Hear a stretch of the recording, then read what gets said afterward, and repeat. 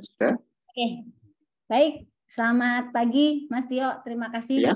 sudah hadir di sini. Terima kasih sudah bersedia dibajak juga di tengah-tengah jam kerja, begitu ya. Jadi di sini ada sekitar 28 sih di depan saya. Jadi sebenarnya harusnya ini mau di-share ke sana juga gitu. Ada laptop yang di-share di sana juga, cuman karena keterbatasan electricity, jadinya semuanya ini menyimaknya lewat LCD proyektor. Tapi semoga tidak mengurangi esensi dari apa yang mau di-share sama Mas Tio sekarang gitu ya. Oke, perkenalkan teman-teman, ini adalah Wanda Kurniawan Prastyo atau dipanggilnya adalah Tio begitu ya. Jadi nanti mungkin Bu Rina akan sedikit mengulik bagaimana perjalanan karirnya supaya bisa sampai di di karirnya dia yang sekarang. Jadi nanti kalau seumpamanya teman-teman yang duduk di belakang agak ada gangguan, maksudnya tidak terlalu terdengar, feel free untuk pindah ke depan. Jadi duduk untuk menghadap ke sini saya rasa juga nggak apa-apa begitu ya. Kita coping with semua keterbatasan yang ada gitu ya. Semoga tidak mengurangi esensinya. Baik, Mas Tio boleh diceritakan mungkin latar belakang pendidikannya dulu? Iya, saya dulu kuliah di Universitas Negeri Malang, jurusan DKV juga. Waktu itu kebetulan ada beasiswa ya, jadi saya ambil di beasiswa khusus untuk DKV yang penjurusan game animasi itu. Prodinya DKV. Kenapa? Prodinya DKV, tapi Prodinya ada DKV. Tapi ada waktu di itu karena ada beasiswa khusus untuk game animasi. Jadi saya ambilnya itu. Jadi langsung mulai awal masuk DKV itu langsung dijuruskan ke arah game animasi. Begitu ya. Ya, pas zaman saya kuliah di UM karena belum ada itu. Iya. Itu ya. Jadi tahun berapa itu sekitar? Saya startnya 2011, terus ya lulusnya 2015. 2015. Jadi 4 tahun ya. 4 tahun. 4 tahun ya. Sudawan terbaik waktu itu nggak? Tepat waktu. Oh iya dong. Oh iya. Agak sombong gitu ya sedikit. Baik, setelah lulus atau mungkin bisa di-share dulu sebenarnya kan sekarang menekuni 3D modeling. Nah, itu sebenarnya betul-betul dipelajari waktu pas kuliah di DKV atau startnya dari mana? Mungkin. Sebenarnya kalau 3D, sudah mengenal 3D-nya dulu itu sudah mulai kecil ya, sudah lihat kartun gitu, kartun di TV kan ada yang pakai animasi yang hand drawn biasa gitu kayak kartun 2D gitu. Terus ada juga yang waktu tahun 90-an gitu, 90 atau 2000-an gitulah. Itu di TV mulai agak banyak yang ditayangin animasi 3D. Nah, situ saya cukup senang lihat animasi 3D itu. Terus waktu SMP kelas 3, saya kebetulan tiba-tiba pengen belajar 3D. Terus waktu itu saya masih bingung kan belajarnya dari mana. Terus dari situ apa? Dari situ saya coba beli buku 3D, buku tutorial 3D gitu untuk software 3D Studio Max. Tapi di situ saya mengalami kesusahan soalnya di situ apa ya, bukunya agak kurang bagus waktu itu. Terlalu basic Terus ya. akhirnya iya cukup basic tapi kayak yang diajarkan itu nggak begitu yang penting-penting gitu. Terus akhirnya saya memutuskan itu belajarnya sendirian pakai tutorial help di 3D Max. Kalau kita buka 3D Max itu biasanya ada tutorialnya ya, setiap software biasanya ada tutorialnya atau istilahnya Bahasa help. Inggris itu ya. Bahasa Inggris. Jadi kalau kita tekan F1 gitu biasanya langsung keluar help-nya semuanya. Terus waktu itu ya karena waktu SMP skill 3D saya masih belum begitu skill bahasa Inggris saya masih belum begitu bagus. Itu caranya ya pakai kamus, buka kamus gitu terus nanti dicobain satu-satu. Jadi trial and error. Waktu itu juga belum ada yang ngajari sih waktu itu. Saya diajari kakak cuma buka softwarenya sama disuruh membaca help-nya itu. Jadi Gitu. setelah Tutorial itu ada ya? Tutorial YouTube pada saat tutorialnya masih belum ada. Zaman segitu YouTube masih apa ya prestige banget. Jadi kalau buka YouTube itu kebanyakan pasti buffering. Dan itu tutorial nggak sebanyak sekarang. Itu tahun 2008. Jadi YouTube masih benar-benar baru kan. Waktu itu.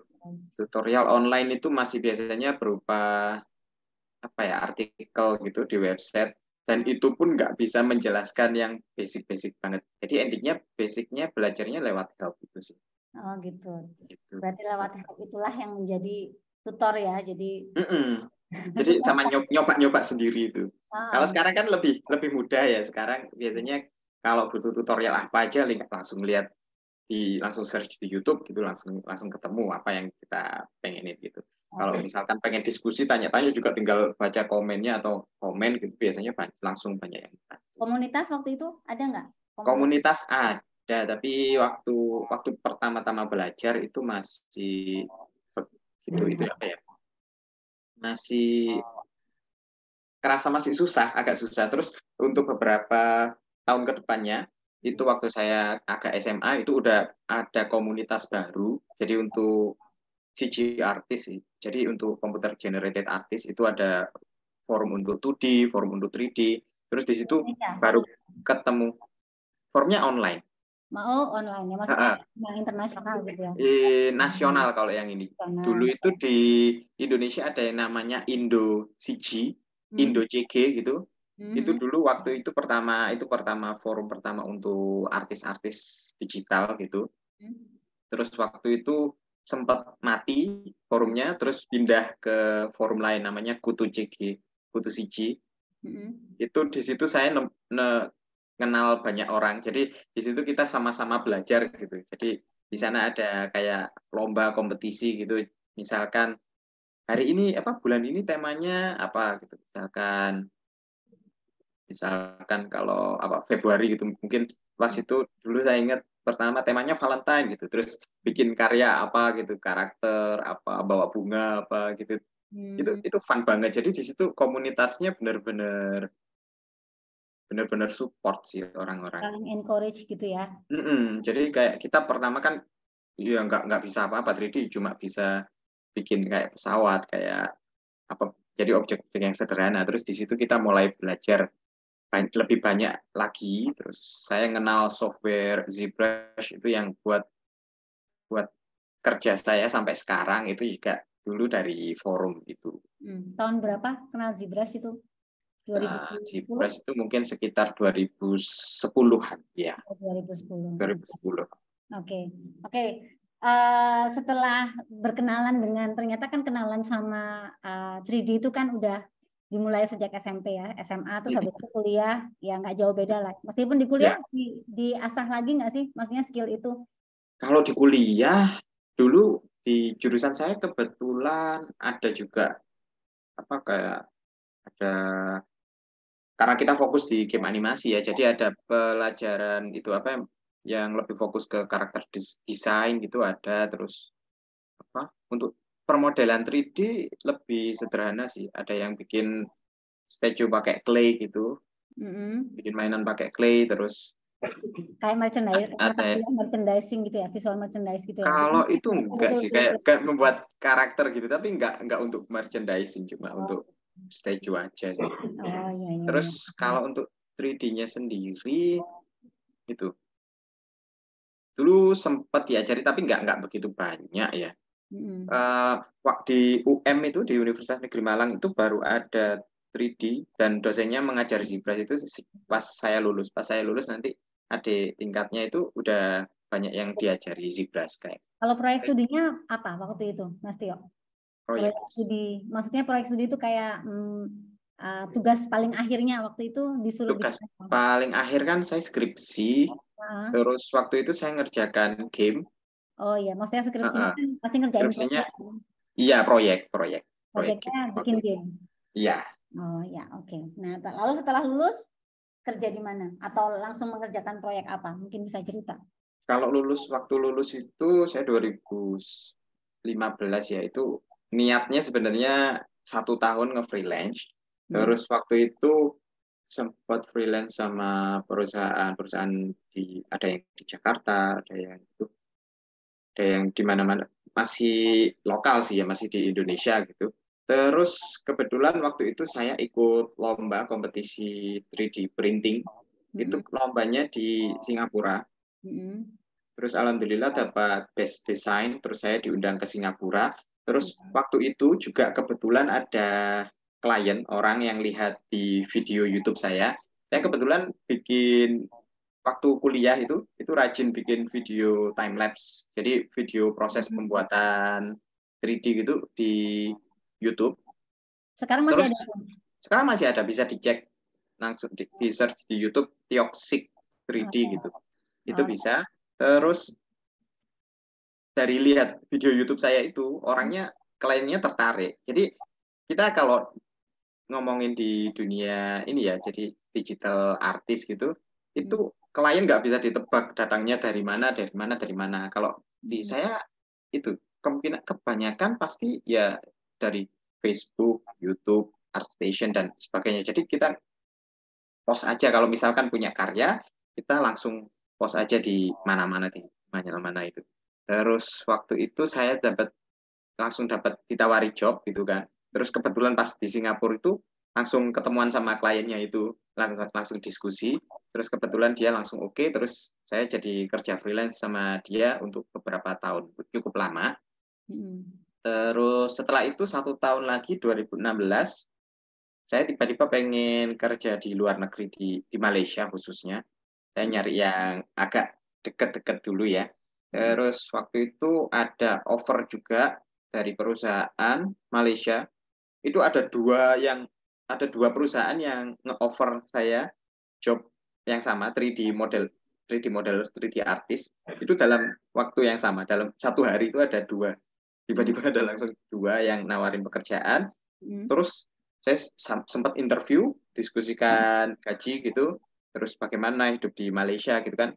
Kalau hidup di luar kan harus pertimbangannya harus lebih besar ya daripada kalau kerja di Indonesia gitu. Terus saya juga cari kontak teman-teman yang pernah kerja di Malaysia itu gimana, kalau di sini nanti kehidupannya gimana, sewa apartemennya gimana dan lain-lain. Itu harus ditanyakan cukup detail. Terus gajinya dapat berapa, terus pekerjaannya gimana, workload-nya gitu. Terus waktu itu udah oke, terus sama teman-teman malah direkomendasiin ke perusahaan yang lain. Coba ini aja, ada perusahaan baru gitu. Terus saya coba nge-apply ke mereka, kirim email. Terus waktu itu langsung langsung diterima sama mereka, langsung interviewnya live gini, jadi pakai Skype waktu itu. Terus mereka oke, langsung saya mulai kerjanya apa ya, bulan April kalau nggak salah 2016. 2016. Iya. Kuala Lumpur itu Terus kan? iya di Kuala Lumpur. Nama studionya Streamline Studio. Itu di sana kita ngerjain 3D model untuk gamenya Capcom Jepang. Jadi itu beberapa gamenya itu kayak Street Fighter gitu. Biasa bisa di search sendiri. Terus di sana saya dapat pengalamannya lebih banyak lagi. Soalnya sebelumnya kan saya cuma belajarnya sendiri sama tanya-tanya misalkan di forum gitu. Terus lihat tutorial online gitu. Terus di sana itu saya mengalami apa ya, pengalaman langsung kerja gitu. Jadi di industri itu gimana proses pekerjaannya, bagaimana terus menghadapi kliennya, terus ke art director tingkatan-tingkatannya gitu, itu jadi lebih paham lagi. Kan karena sebelumnya ya cuma baca aja kan, jadi beda-beda juga di setiap industri. Terus kebetulan waktu itu saya juga tetap mengerjakan freelance yang dari perusahaan di Singapura itu. Terus jadi saya kerjanya siang kerja di kantor, terus malamnya nge-freelance sedikit-sedikit gitu. Kerja keras ya? Iya. Kerja keras. Terus 1 tahun di Malaysia, saya memutuskan keluar. Terus waktu itu karena apa ya, kayak perkembangannya agak kurang bagus ya, jadi di perusahaannya, jadi saya memutuskan keluar. Terus di situ saya fokus freelance. Freelance-nya untuk mengerjakan statue ya, jadi membuat mainan untuk 3D printing gitu. Yang tetap untuk perusahaan yang Singapura itu namanya Kinetic Cat itu. Terus di situ saya merasa kalau saya cuma mengandalkan satu klien aja. Nah, kalau freelance kan nggak boleh mengandalkan satu klien aja, harus multiple klien. Nah, tapi karena di situ juga kalau untuk 3D printing itu 3D modeler untuk statue itu sebenarnya agak susah waktu itu nembusnya. Jadi cari perusahaan yang bisa menerima portofolio saya itu agak susah juga. Jadi waktu itu saya coba setor portofolio ke beberapa company, itu beberapa ada yang langsung bales gitu, terus tanya-tanya gitu. Beberapa ya ada langsung balas terus untuk menolak dengan halus, ada yang juga balasnya 1 tahun kemudian baru dibalas, atau bahkan ada yang nggak balas sama sekali kayak gitu. Kira-kira kenapa? Kenapa, Mas Tio? Maksudnya Kalau kenapa kok kalau sulit? mungkin nggak balas? Bukan, maksudnya kayak sulit menemukan company yang betul-betul bisa menerima. Oh gitu. Iya, soalnya kalau dibandingkan untuk perusahaan animasi, game, itu perusahaan toys atau collectible toys gitu itu perusahaannya jauh lebih sedikit. Jadi dan survivability-nya perusahaan untuk perusahaan toys itu sangat rendah kalau dibandingkan untuk game dan animasi gitu. Jadi sampai saat ini perusahaan yang masih kuat gitu cuma bisa dihitung jari sih kalau di sedunia gitu kayak. Jadi nyari kerjanya waktu itu memang itu ya dituntut, kalau untuk statue itu dituntut harus serba bisa, jadi harus bisa style A, style B gitu, jadi harus bisa bikin semuanya, intinya kayak gitu. Terus beberapa tahun, sekitar 1 tahun 1-2 tahun gitu kan, saya tetap update portofolio saya. Terus kebetulan waktu itu bikin karya di ArtStation ya. Iya, kalau portofolio itu saya selalu uploadnya di ArtStation, di Facebook, Instagram, dan pokoknya sosial media gitu. Semuanya dipakai. Terus waktu itu saya upload di Facebook karya saya Supergirl itu saya upload di Facebook. Terus kebetulan karena itu ya, kalau industri statue itu kebanyakan yang punya kan usianya 40 tahunan ke atas ya orang-orangnya. Jadi mereka biasanya lebih aktif di Facebook kayak gitu. Terus dari Facebook itu saya langsung ditawari, kita ada ini lisensinya Supergirl Archer gitu. Terus kita mau beli karyamu gitu kayak gitu kan. Intinya kita mau beli 3D modelmu, nanti kita improve bareng, nanti gitu. Kita jadiin statue kayak gitu kan. Terus saya oke, soalnya itu yang menawarin perusahaannya kan Prime One yang tempat saya kerja saat ini kan. Itu waktu itu juga Prime One udah kelihatan dari pertumbuhannya gitu, udah kelihatan bagus gitu. Ya.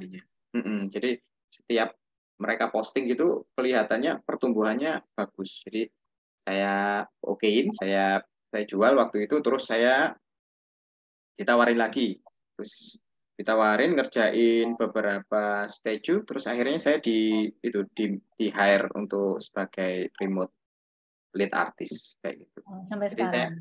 sampai sekarang ya. Awalnya dari yang Supergirl itu. Boleh mungkin bisa share screen, Mas Tio? Share screen ya sebentar ya. Apa namanya, karya yang mana mungkin biar teman-teman di sini juga bisa lihat. Oke, sebentar. Awal mulanya mungkin. Kelihatan ini? Masih loading sepertinya. Oke. Nah, Ya. boleh mungkin diceritakan karya yang mana tuh yang akhirnya dilirik sama Ini Pramko? ini jadi ArtStation saya. Ini jadi tempat portofolio saya zaman dulu. Ini mulai zaman apa ya, masih dulu, nggak dulu banget sih, ini masih agak kehitung baru. Ini jadi portofolio saya mulai yang agak lama gitu sampai yang terbaru gitu. Nah, ini mulai zaman-zaman saya waktu ngupload di YouTube. Ini di sini bisa, kalau teman-teman mau lihat, ada video YouTube-nya juga. Di sini ada time lapse-nya juga.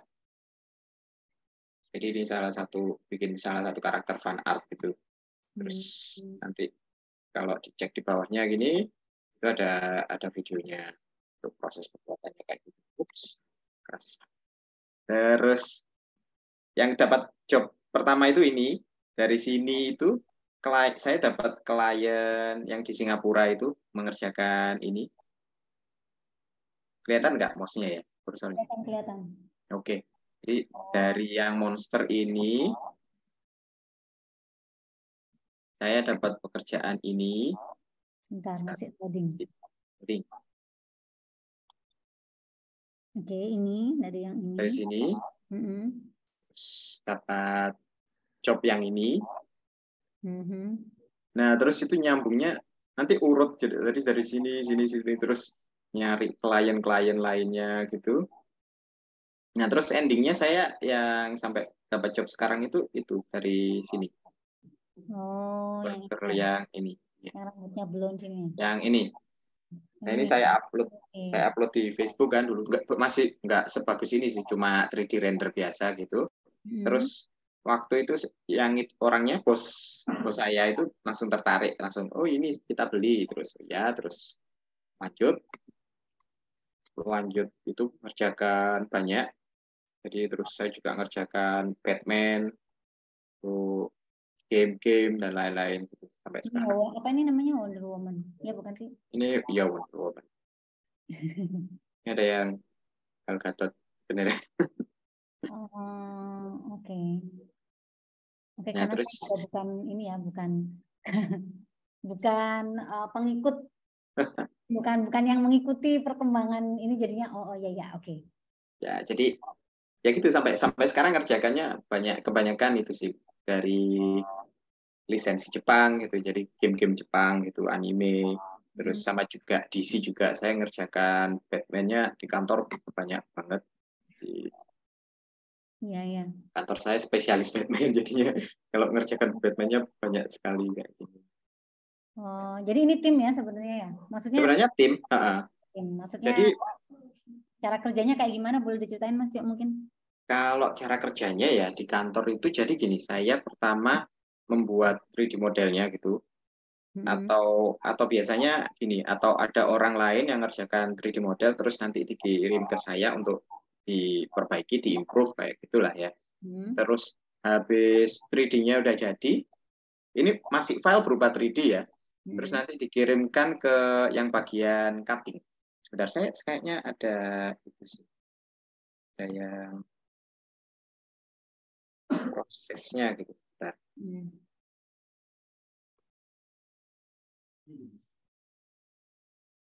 Jadi memang sebenarnya pas awal-awal memang pas mengerjakan statue yang dari Singapura itu memang dikerjakan sendiri ya, solo ya? Iya, solo. Tapi kan hasilnya masih digital ya, masih belum maksimal gitu, belum bisa dihitung. Nah, ini saya coba share.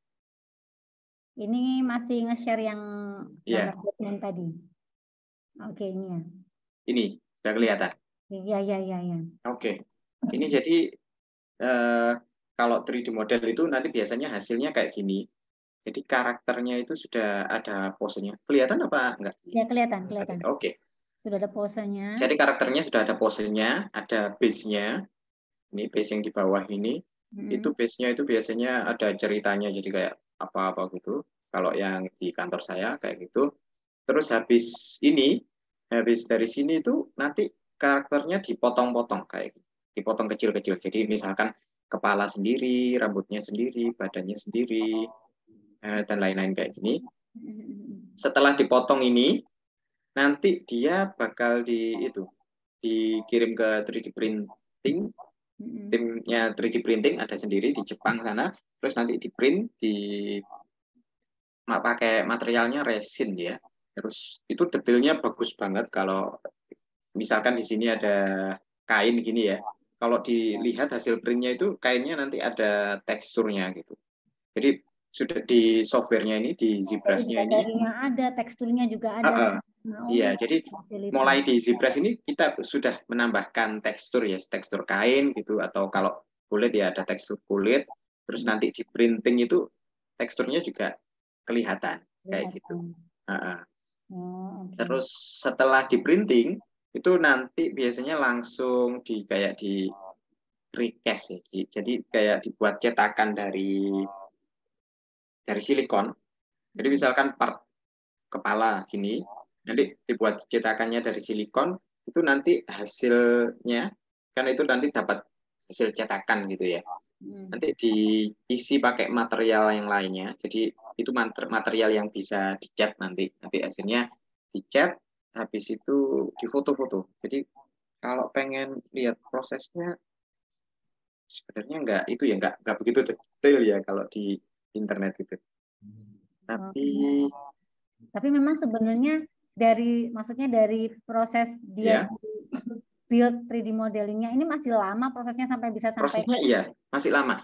Biasanya kalau saya ini umumnya ya, kalau di beberapa perusahaan kalau saya bandingkan sama company lain itu pengerjaannya mulai saya mengerjakan model 3D-nya sampai jadi fotonya aja, ini fotonya aja Mas Ian ya. Jadi kayak misalkan foto promosinya kayak gini, itu memakan waktu 1 tahunan. Semakin perusahaannya semakin kecil, itu biasanya waktunya semakin lama. Kayak yang saya dulu waktu kerja yang di Singapura itu, yang ini yang monster ini malah makan waktunya 3 tahun lebih. Dari proses modeling sampai itunya, sampai jadi fotonya aja gini. Jadi ini istilahnya namanya prototype. Jadi ini cuma untuk kebutuhan promosi aja sih. Nah, dari prototype ini itu biasanya nanti diposting di sosial media. Nah, dari situ nanti orang-orang biasanya langsung bisa pre-order. Oke, karena harganya juga cukup mahal soalnya. Kalau ini kisar antara berapa, Mas Tio? Maksudnya untuk kalau tiket pasti mungkin nggak semahal yang punyanya Prime One ya? Atau iya, kalau ini kan biasanya tergantung besar kecilnya sama detail di catnya ya, setiap harganya jadi beda-beda. Jadi kalau misal bikin etiket, manual nggak sih? Kenapa?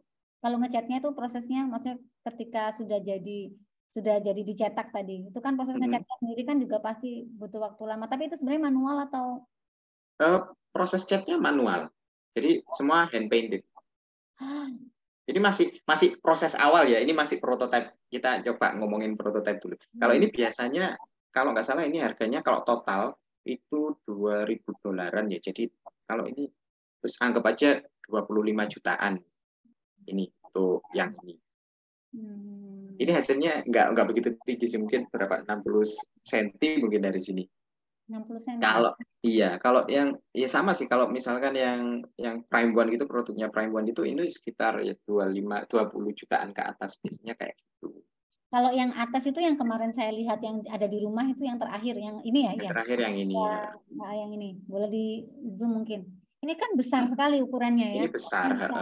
Sampai menghabiskan space 1 meter gitu. Iya. Nah kalau yang begini nih sebenarnya dijual ini ada prosesnya juga. Ya. Prosesnya. Kalau ini prosesnya saya memakan waktu 3 bulan kalau ini. Jadi ini proyek pertama sama waktu kerja di Prime One ya, nanti bisa dicek teman-teman. Jadi ini prosesnya mengerjakan, jadi di prototype ZBrush-nya dulu, terus nanti sama tim yang di Jepang itu nanti di painting kayak gini. Jadi nanti ini masih prototype ya, jadi hasil akhir itu masih bakal berbeda sama prototype. Jadi setelah ini prototype-nya jadi, kan ini dibuat video promosi kayak gini kan. Ini promosinya serius banget. Jadi kayak gini prosesnya, ini masih cat manual gitu. Terus setelah ini jadi, itu nanti orang-orang kan pada pre-order. Setelah pre-order nanti biasanya pre-ordernya misalkan berapa. Kalau kantor saya ini nunggu jumlah pre-ordernya berapa, nanti diproduksinya berapa. Jadi kayak gitu. Misalkan yang pre-order anggap aja 500 gitu. Nanti biasanya mungkin dilebihi, jadi mungkin jadi 600, 700 gitu. Ini soalnya sifatnya statue ini limited ya, barang limited. Jadi sekali produksi aja. Jadi kedepannya nggak bakal diproduksi lagi. Harganya berapa oleh Prime One dirilis mungkin? Kalau yang ini yang cukup mahal, ini sekitar ada yang 30 juta, ada yang 50 juta. Kayak gitu.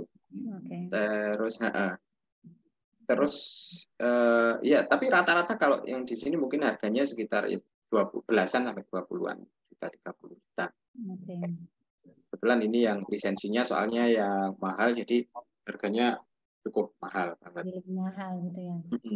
Terus juga ini kan karena barang kolektor itu ya. Jadi misalkan kalau dari yang tadi itu dari 50 juta, misalkan disimpan gitu, terus dirawat baik, atau bahkan masih kondisi dalam box, itu misalkan nanti ke depannya beberapa tahun kemudian ada orang lain yang nyari, itu bisa dijual lebih mahal lagi. Kayak jadi kalau kalau lihat di YouTube-nya siapa? Yang paling terkenal itu Frans Sanjaya ya. Itu bisa dilihat di situ. Itu kalau ngomong kan mesti, wah ini harganya puluhan juta, ratusan juta kayak kayak gitu. Itu memang benar gitu. Nah, biasanya itu buat buat orang-orang yang berduit, orang-orang kaya itu buat cara invest mereka gimana ya pakai pakai gini biasanya. Jadi misalkan mereka beli ini 50 juta gitu. Ini se-Indonesia cuma ada ngakunya berapa ya kemarin itu? Katanya cuma ada 3 atau berapa. Berarti kalau punya saya, tambah punya saya berarti 4, ada 4. Tapi kalau Jadi Mas kayak, Tio tuh pas dapat statue-nya ini masa beli enggak ya? oh enggak, saya dapatnya gratis. Luar biasa. Iya. Nah, Berarti jadi itu kok bisa ya maksudnya dijadikan investasi jangka panjang. investasi jangka panjang ya kemungkinan banyak Oke. bisa. Lumayan, lumayan. Oke, menarik sekali ya. Maksudnya itu adalah pasar yang betul-betul saya bahkan mungkin tidak punya bayangan itu ada gitu ya. Meskipun saya sering sekali ya berdiskusi, tapi kami jarang sekali berdiskusi tentang spesifik pekerjaan seperti ini ya Mas Tio ya selama ini ya. Jadi posisinya seperti apa? Karena isu-isu di luar pekerjaan itu kayaknya lebih seru untuk dibahas gitu kalau sama saya. Karena kalau ngomong sama saya mungkin juga nge-lag gitu ya. Hah, emang ada yang mau beli gitu? Ternyata ada. Ya, karena memang segmentasinya pasti bukan ibu-ibu PKK seperti saya gitu ya. Iya. Kira-kira seperti itu. Oke, Mas Tio mungkin ini buat ini ya, buat jadi motivasi adik-adik. Boleh nggak sih spill berapa pertama kali, kan maksudnya ketika kita baru terjun ke sebuah industri, kayak waktu dulu Mas Tio terjun ke industri ini, untuk menentukan harga apa namanya modelingnya itu dilepas seberapa itu gimana taunya, gimana cara menentukannya? Sebenarnya gini, kalau kita bandingkan sama negara lain ya, itu Indonesia itu hitungannya biasanya dapat paling murah. Jadi kadang saya dulu kesalahan. Sebenarnya saya belajar dari kesalahan. Setiap orang saya pikir belajar dari kesalahan untuk menentukan harga gitu ya. Jadi dulu itu saya ngecharge-nya itu karena saya tanya teman saya yang saya pikir punya pengalaman sama gitu. Itu ngecharge-nya dulu waktu waktu kerja sama Singapura itu ngecharge-nya rendah banget. Jadi waktu itu saya cuma ngecharge $600 untuk satu model. Itu kesalahan saya. Dari situ saya baru tahu Dolar itu tahun bahwa berapa? Maaf Mas Yo. itu waktu 2015. Oke. Ya. Hmm. Ya, oke. Terus? 2015 itu saya nge-charge satu karakter ya yang ini yang mana tadi Apa tadi itu ya? yang merah itu Yang di bawah tadi. yang ini itu saya nge-charge satu karakternya 600. Jadi totalnya Padahal saya bagus cuma banget. totalnya ini ada empat karakter kan. Jadi totalnya saya dapat berapa ya sekitar 25 jutaan itu waktu awal. Itu soalnya saya tanya ke teman saya harganya berapa sih ini biasanya itu saya kesalahannya saya cuma tanya ke orang satu orang dan itu orang Indonesia kan orang Indonesia cost-nya biasanya low. Kalau kita bandingkan sama negara-negara lain, jadi misalkan teman-teman ada teman-teman negara lain yang bikin kayak gini, itu harganya bisa lebih mahal. Nah itu tapi dari situ saya belajar, terus ke depannya saya juga saya naikkan sedikit demi sedikit itu. Terus beberapa keunggulan untuk harga rendah itu sebenarnya itu sih mancing, jadi kayak clickbait untuk klien gitu. Tapi sebenarnya juga bahaya juga kalau biasanya kita ngasih harga rendah itu malah klien nggak percaya. Kadang bisa malah gitu. Jadi klien malah bro, orang ini kok murah banget, berarti dia nggak punya pengalaman sama sekali. Jadi itu bisa jadi pedang bermata dua. Jadi antara bisa itu dapat klien atau malah kliennya kabur. Jadi kayak gitu untuk ngasih harga rendah. Tapi kalau menentukan harga secara global ya, itu misalkan nggak harus 3D modeling, misalkan harga lain ilustrasi atau apa, itu coba tanya, tapi tanyanya jangan ke satu orang, coba tanya ke beberapa orang, ngecharge-nya yang gimana, ini yang modelnya gini gimana, berapa. Misalkan ada kan artis ada tingkatannya ya, ada yang artis biasa gitu, jadi misalkan 2D artis yang pengalamannya masih sedikit, sama 2D artis yang pengalamannya udah banyak, itu coba aja ditanya, ini ngecharge berapa gitu, atau kalau enggak, kalau mereka nggak mau spill, tanyain aja, oh kita mau ada proyek satu karakter berapa, jadi kita yang malah tanya gitu kan, pura-puranya kita punya proyek, jadi nanti mereka bakal spill harganya misalkan berapa, oh kalau misalkan 2D gitu, oh satu karakternya berapa, yang ini $100, yang orang lain ternyata $500 atau bahkan $1.000 yang untuk tingkat yang lebih pro kayak gitu. Jadi di situ kita bisa bandingin skill kita di mana. Skill kita misalkan di yang anggap aja yang $100 atau $300. Terus kalau kita udah dapat nomor itu ya, jadi misalkan anggap aja $300, kita bilang ke kliennya itu, misalkan kita dapat job bikin satu karakter berapa? Kita udah dapat range $300 itu kita bisa bilang aja ke dia satu karakternya $500.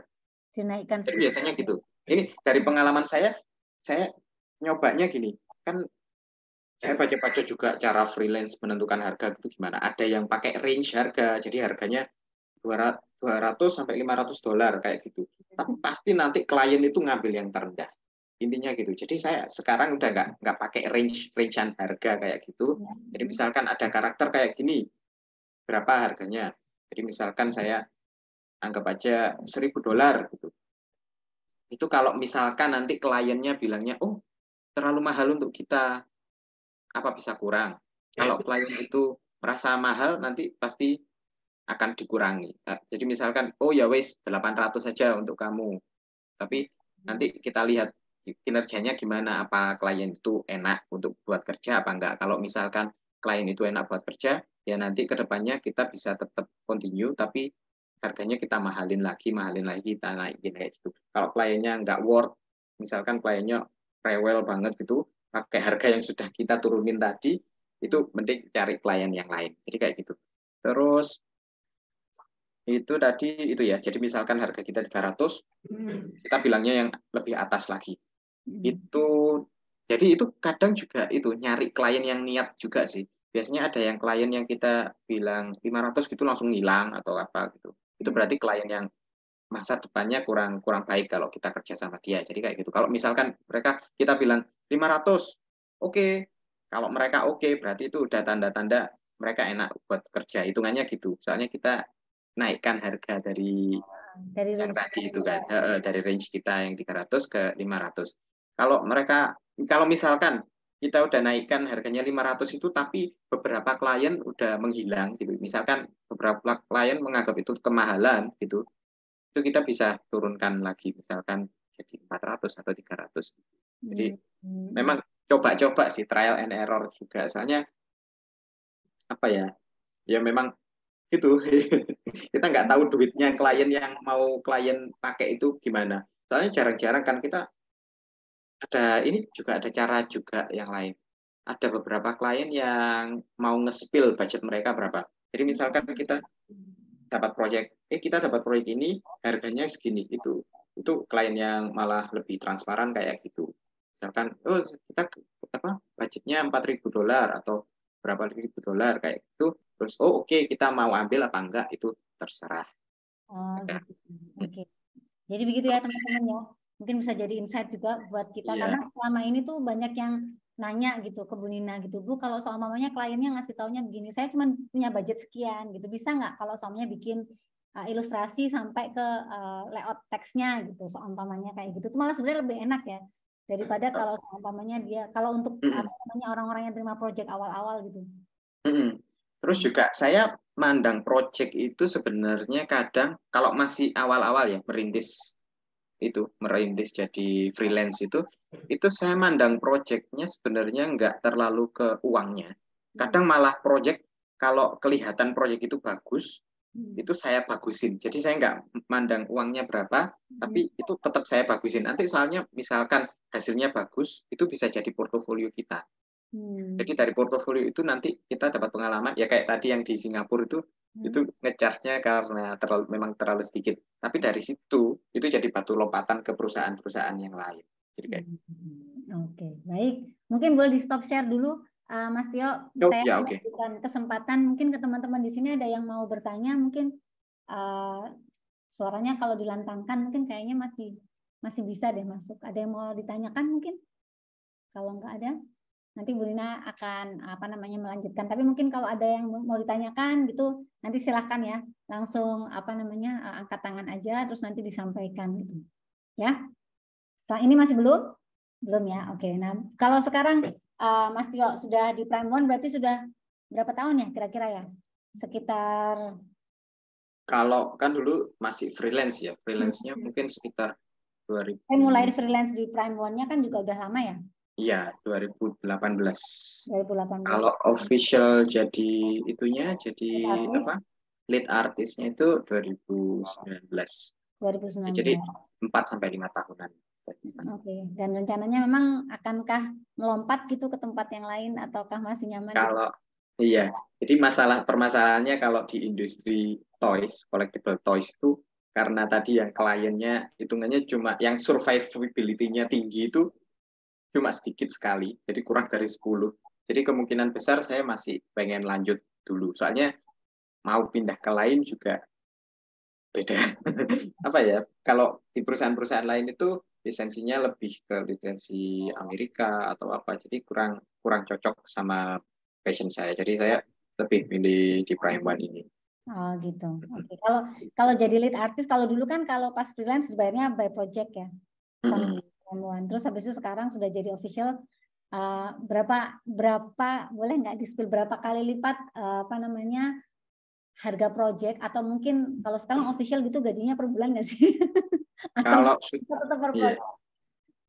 Kalau sudah official gitu biasanya gajinya itu per bulan kan. Jadi saya ngerjakan kalau per bulan gitu nggak pasti ngerjakan berapa. Soalnya kadang ada yang cuma memperbaiki sedikit, ada yang full project. Jadi kalau sebagai lead itu saya ngerjakannya ada beberapa. Jadi ada yang satu ngerjakan proyek saya sendiri. Terus 2 kadang ada yang memperbaiki kerjaannya orang lain. Terus 3 saya ngajarin orang lain yang jadi ini jadi misalkan ini kurang gini gitu. Jadi orang yang freelance, yang lainnya freelance atau yang orang yang memang sudah di hire gitu, itu kan beberapa nanti ada butuh feedback, butuh apa gitu, nanti itu saya bantu gitu biasanya. Dari freelance ke yang sekarang gitu udah naik berapa kali lipat? Kalau naiknya ya bisa kali 10 gitu bisa. Oke ya, that's why ya maksudnya kalau soal kita ngobrol, oh ya tidak bakal bisa dibandingkan dengan profesi-profesi yang lain. Cuman kan saya juga melihatnya profesi ini sebenarnya kalau di Indonesia profesi yang masih jarang nggak sih? Maksudnya atau di Prime One ada nggak orang Indonesia selain Mas Tio yang kerja di sana? Kalau di Indonesia, kalau secara umum ya di Indonesia itu ada apa? Perusahaan toys itu sebenarnya agak sedikit ya, biasanya indie toys gitu. Tapi sudah mulai banyak. Kalau teman-teman main di ToyCon gitu, toys convention gitu biasanya di Jakarta itu lihat udah banyak apa industri-industri kecil, skala kecil gitu yang udah buat kayak mainan, kayak skala 1/6 itu action figure dan lain-lain gitu. Terus kalau yang di Prime One sendiri, kita sekarang orang Indonesianya udah cukup banyak. Oh gitu. Ada sekitar awal mulai Mas Tio emang sudah ada orang Indonesianya? Enggak, saya yang pertama dulu waktu orang Indonesia yang pertama waktu itu. Terus kan di perusahaan kompetitor di Singapura, ini tapi beda sama Singapura yang saya kerja ya. Di Singapura yang satunya itu ada perusahaan juga, itu isinya orang Indonesia tok di sana. Soalnya di Singapura itu ada Ubisoft kan, itu perusahaan game. Itu biasanya orang yang quit dari Ubisoft itu pindah ke perusahaan toys itu tadi, Statue yang di Singapura itu.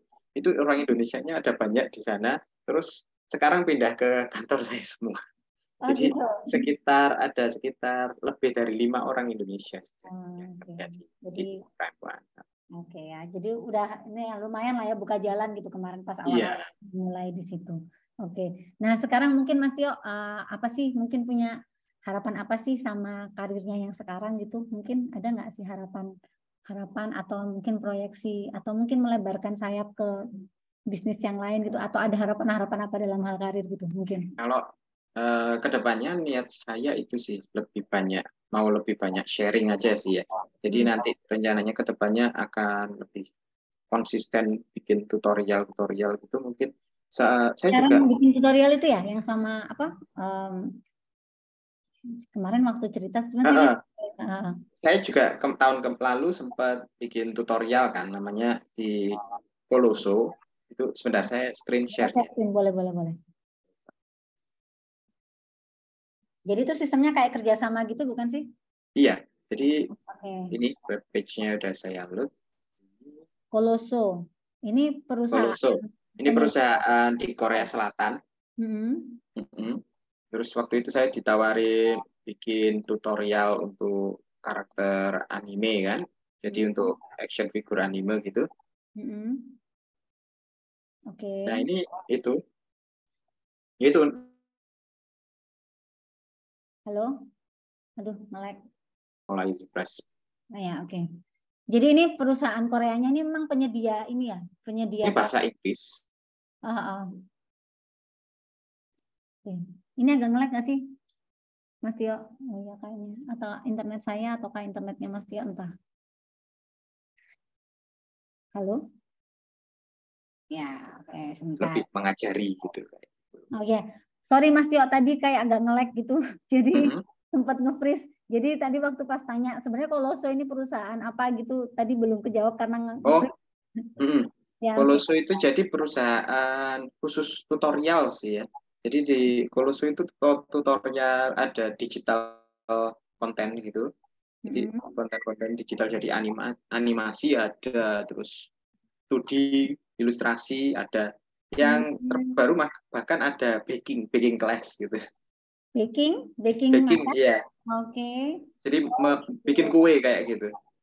Jadi mengadakan kayak kelas online gitu ya? Jadi kayak tutorial berbayar kan ya ini. Jadi orang beli tutorialnya gitu sekian $, biasanya 100 sekian gitu. Itu bisa ngaksesnya itu selamanya gitu. Jadi bisa kayak paket pembelajaran tertentu gitu ya. Jadi misalkan ini kelas ilustrasi kayak gini gitu.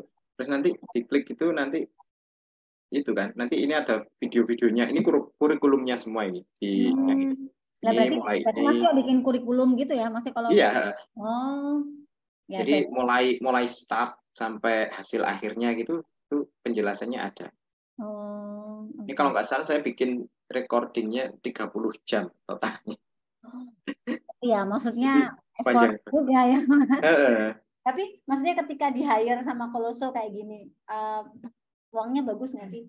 Maksudnya untuk harganya membuat satu paket tutorial begini.